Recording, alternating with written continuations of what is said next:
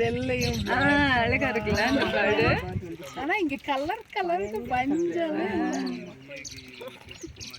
பயங்கர காம்பினேஷன். அந்த ஜீன்ஸ் பயங்கரமா எக்ஸ்பிரஸ் ஆகும். உட்கார்ந்துட்டு இங்க தான் செமையா இருக்கு.